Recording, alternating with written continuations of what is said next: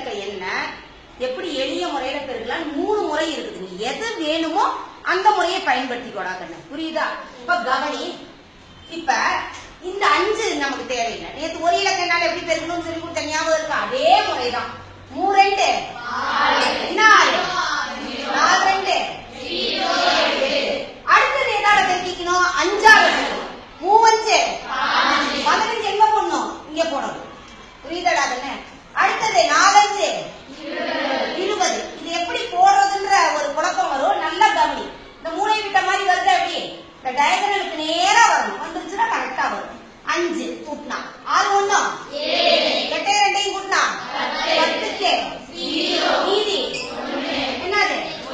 ரைட்டா? அதே மாதிரி இன்னொரு முறையிலையும் இருக்கலாம். இப்ப கவனிட, இதுல நல்லா கவனிடாக்கன்னு இங்க இருக்கக்கூடிய 1ஆம் ஸ்தானமும் 1ஆம் ஸ்தானமும் 3 5 15க்கு மீதி. அடுத்தது 10ஆம் ஸ்தானமும் 10ஆம் ஸ்தானமும் 4 2 8. ரைட்டாடா?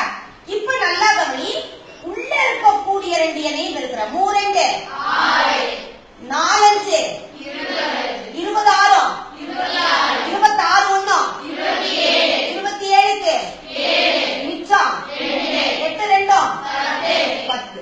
கரெக்டாடா கண்ணு? 2 விடையும் கரெக்டா இருக்கா? அதே மாதிரிதான் அடுத்தது இன்னொரு முறையிலேயே பெருக்கலாம். நீங்க 2 இலக்கம் வந்துருக்குதா? அப்ப இப்படி கட்ட போட்டுக்கிறேன்னா இல்ல ஒரு சின்ன ஒரு காரியம் செய்யும். இப்ப இந்த மூளை விட்ட ஒண்ணு லேசா வரைஞ்சு போடாங்க. இதுல என்ன பண்ணிக்க, நீயே மூளை விட்ட ஒண்ணு. ஏன்னா நம்ம எப்பவுமே 2 2 இலக்க எண்களாக எழுதினாதான் கொஞ்சம் பரவாயில்ல. நல்லா கவனி.